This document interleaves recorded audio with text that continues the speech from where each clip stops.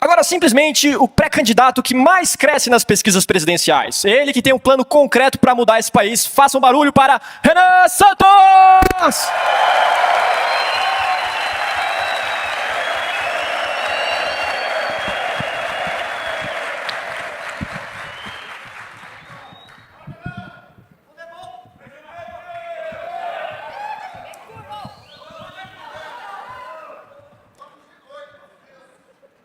Boa tarde. Olá, meus queridos amigos. Uma honra estar aqui com vocês. Retornei do Pará, agora. Grandes aventuras no estado paraense. Grandes descobertas, grandes amigos que foram feitos no caminho. Descobri que a gente está muito maior do que a gente jamais imaginou estar. É incrível. Algumas pesquisas ainda saem. Hoje saiu um Datafolha. Eu não consigo entender o Datafolha. E me deu atrás do caiado. Eu falei, mas como é que é? Eu estou disputando espaço com a Samara, de acordo com o Datafolha. Ok. Não é o que o Data Ananindeua me mostra. Não é o que Data Brefs me mostra, não é o que Data Melgaço me mostra. Alguns lugares com o menor IDH do Brasil, justamente o perfil eleitoral mais difícil de você buscar, conhecendo, vindo tirar foto, correndo atrás. Então, eu queria só fazer essa pequena introdução, porque tem tudo a ver com o que nós vamos falar hoje e com o que eu vou falar, especialmente aqui nesse discurso. O peso que recai sobre o nosso ombro está ficando cada vez maior. E isso já começa a afetar o nosso sono. Eu não imaginava estar na posição que nós estamos hoje. Eu imaginava que a gente ia conseguir montar o partido, sim. Eu sempre tive certeza que a gente ia montar o partido. Eu tinha certeza absoluta que nós íamos fazer o impeachment da Dilma. Todas as vezes que o grupo de amigos que a gente criou na Brigadeiro Luiz Antônio, o grupo inicial Pedro, Kim, eu, meu irmão, o Riso, algumas outras pessoas, todas as vezes que a gente tinha uma certeza que algo ia dar certo, a gente fazia o melhor, porque as coisas davam certo meio que automaticamente. E elas davam certo a despeito de todas as dificuldades e improbabilidades. Eu me lembro que quando eu conheci o Kim, foi numa festa de libertários horrível, e ele teceu comentários horrorosos a meu respeito. Ele falou que eu estava com a camisa meio aberta, e enfim, eu sou latino, então eu tenho pelos no peito. E ele achou aquilo horripilante. Ok. Lide com a minha latinidade. O fato é, eu tirei foto recentemente nessa linha também, eu recebi comentários similares.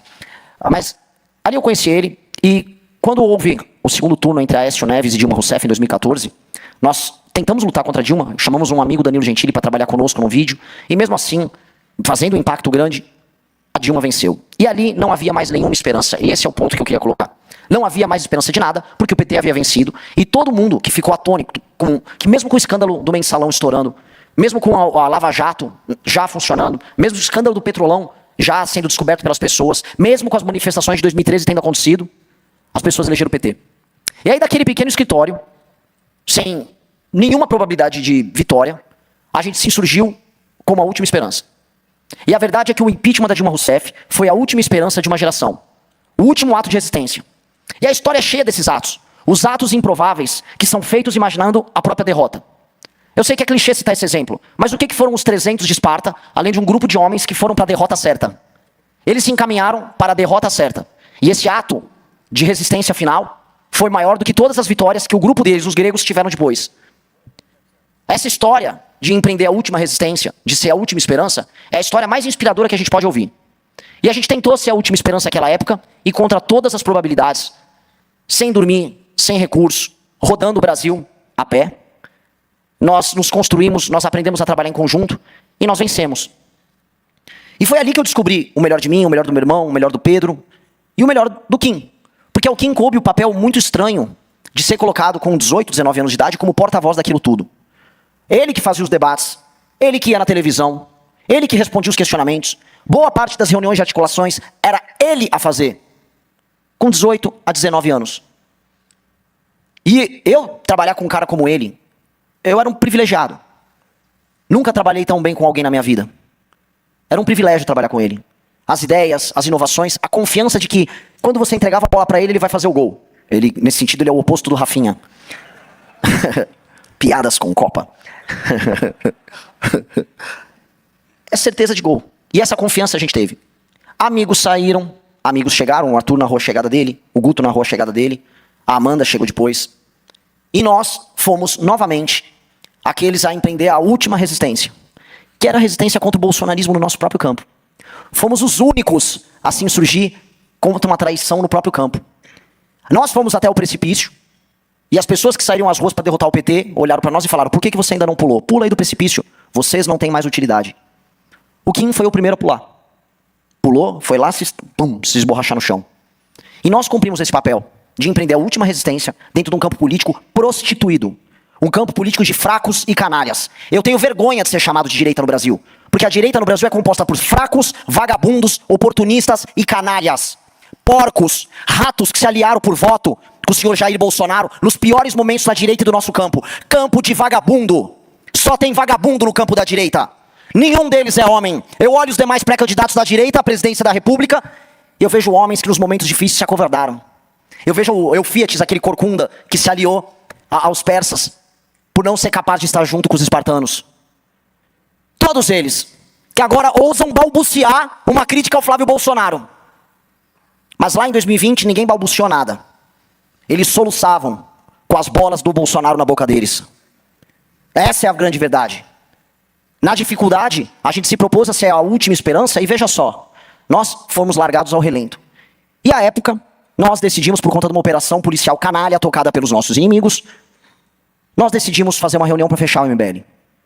E nós nos encontramos na casa dos meus pais e o Kim falou: Renan, faz o que quiser, mas é um erro. Tenta mais um pouquinho, o Arthur pode ser candidato a prefeito, vai que as pessoas ainda não acreditam na gente. E o Arthur, ele se entregou de uma maneira incrível naquela campanha de 2020, quem lembra, lembra.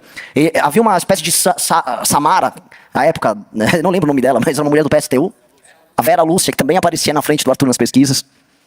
E o Arthur fez 10%. E a gente percebeu, nossa, talvez a gente não perdeu ainda. Talvez esse pequeno fio de esperança ele está de pé. E ali as pessoas foram se juntando, e boa parte dos que estão aqui entenderam o nosso propósito histórico. E vibraram com as vitórias do Kim Kataguiri, solitárias, quando, por exemplo, ele derrubou a PEC da impunidade de 2021. Quem lembra disso? A campanha que ele fez nos grupos de WhatsApp, a campanha que ele fez de mobilização na internet. Aquele movimento que mobilizou PT e bolsonarismo para salvar os ladrões do Congresso. Quem lembra?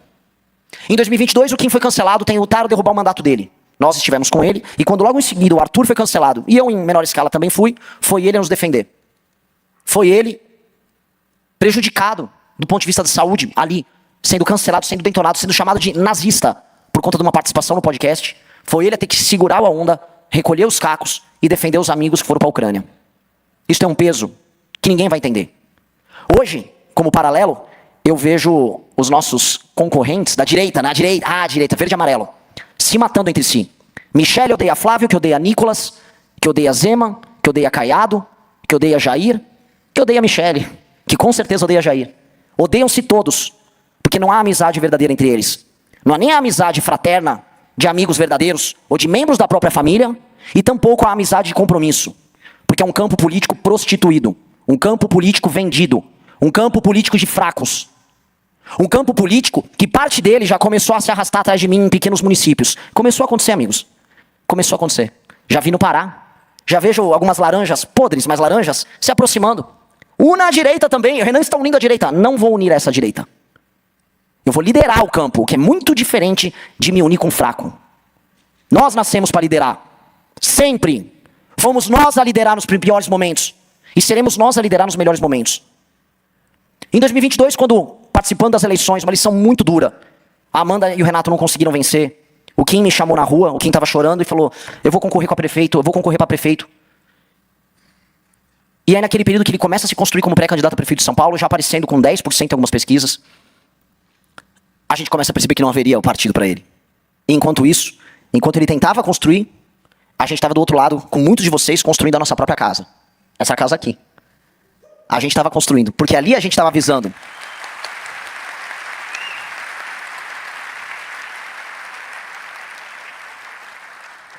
Ali a gente avisou que não mais iriam impedir a gente de construir nosso caminho. Que não mais iam parar a gente. Ninguém vai mais parar a gente. Então quando o Kim retirou a candidatura dele de prefeito, ele já não sentiu. Nós não sentimos. Porque a gente já sabia naquela época que a gente teria a nossa casa. E que outras candidaturas viriam. E que outras possibilidades viriam. No final do ano passado, o nosso partido foi constituído. 7-0 no TSE.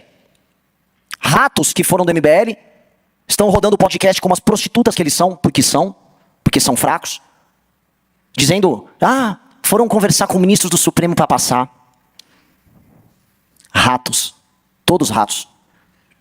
Os ministros do Supremo, do TSE, todos tiveram que lidar diante dele com o partido que coletou mais assinaturas, que coletou e bateu meta em todos os estados da federação, no menor período de tempo, com o maior número de validações. Nós não precisamos sentar para conversar com ninguém, porque nada disso era necessário quando a gente faz a lição de casa bem feita. E nós fizemos muito bem feita a nossa lição de casa. Isso nos permitiu, no final do ano passado, falar: vamos disputar as eleições presidenciais. Já no nosso congresso, ano passado, 5 mil pessoas, gente de outros países presentes, falando: há algo de especial no que essas pessoas estão fazendo. Matérias começaram a surgir não só no Brasil. E a imprensa brasileira, por muitas vezes muito lenta, não entendeu o que estava acontecendo. Mas nos Estados Unidos entenderam. Na Inglaterra entenderam. Antes da imprensa brasileira.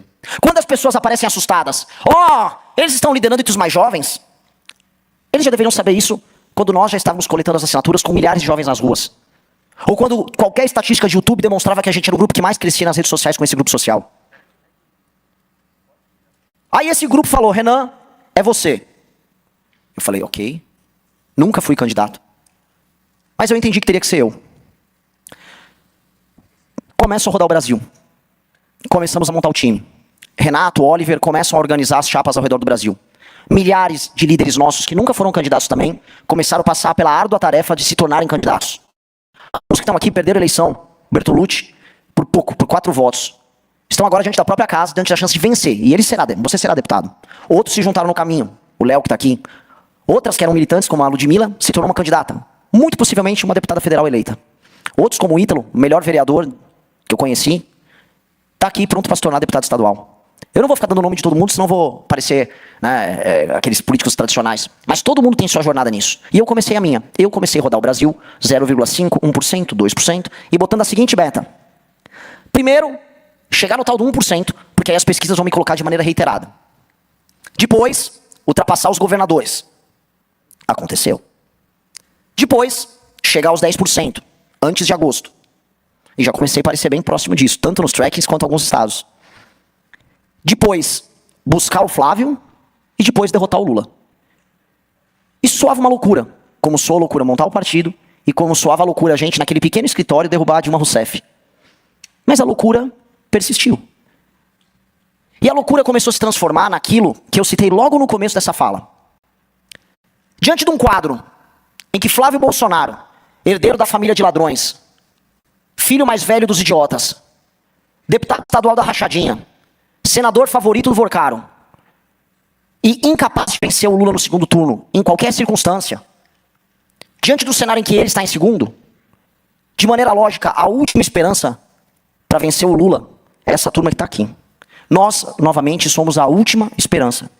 Nós, novamente, temos a responsabilidade e o peso de ser a última linha de defesa. Vocês pararam para pensar no peso que nós temos? Não é ninguém além de nós. São vocês que coletaram assinaturas, são vocês que foram atacados na internet, são vocês que estão divulgando a gente, são vocês que estão nos grupos de WhatsApp, são vocês que são pré-candidatos, são seus familiares que serão atacados, são seus amigos que vão se perder, são as pessoas que vão trair a gente, são as dores que a gente vai passar, são os nãos que a gente vai tomar na cara. Somos nós. Somos nós. Nós somos, tal qual quando a gente surgiu, a última linha de defesa. Isso começou a me tirar o sono, pela primeira vez. Porque começou a pesar. E a gente pode vencer. Porque quando a gente se torna essa última linha de defesa, se torna igual um gato que fica acuado. E quando você não pode mais se defender, o que te resta? É atacar. E graças a Deus a gente é um pouco maior do que um gato, a gente é uma onça. Então nosso ataque vai doer bem mais. E nós temos que só pensar agora em vencer. Não há outro caminho além de vencer. Se não fomos nós, é o Lula. Não haverá vitória, nem com as pré-campanhas dos governadores que tentaram. Flávio é um fraco. Não há nada com eles. Há tudo para nós. Só não há dinheiro, só não há jatinho, só não há tal da estrutura. Me perguntam em alguns lugares, quem será seu palanque em São Paulo? E é o tema hoje da fala do Kim. Quem será seu palanque? Eu não sei. Eu só sei que quando a gente viaja, a gente encontra palanque em todos os lugares com os amigos que nós fizemos no caminho. Eu encontrei um palanque em Melgaço. Eu encontrei palanque em Breves, num lixão em Breves, no Pará. Havia no lixão um grupo de caras que fez questão de correr para ver o barco onde a gente estava para assinar. Eles eram nosso palanque. O que eu tenho a dizer sobre isso é, eu não posso não exigir de todos os que estão aqui, que são meus amigos desde a época daquele pequeno escritório lá na Brigadeiro Luiz Antônio, e depois do escritório na Vila Mariana, eu não posso exigir nada além de vocês estarem no Palácio do Planalto comigo, administrando o Brasil. E eu não posso exigir nada diferente do Kim Kataguiri. Eu preciso do Kim comigo. Eu não quero do Kim nada além de administrar o Brasil e tocar as coisas mais difíceis que nós vamos precisar fazer. Porque se nós somos a última linha de defesa e a última esperança, e não há aqui nenhum exagero retórico, somos nós ou nós. A Faria Lima já percebeu isso. O Polymarket já percebeu isso.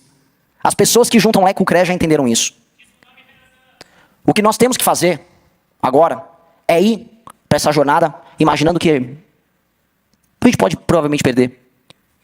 Mas a gente tem tudo a ganhar. E se vencer, fazer a maior gestão da história desse país. Fazer todas as reformas que a gente está propondo. Reformar o Estado brasileiro e colocar o nosso nome como grupo de pessoas perseverantes que sempre aceitou ser a última esperança. Eu quero o Kim comigo. Eu não sei o que ele vai anunciar hoje. Eu não sei a surpresa que ele quer fazer. Mas definitivamente, todas as vezes que colocaram eu e ele contra o corner, ele deu o melhor dele. E ele foi o melhor que nós tivemos. E com base nisso, todos nós vencemos. Muito obrigado.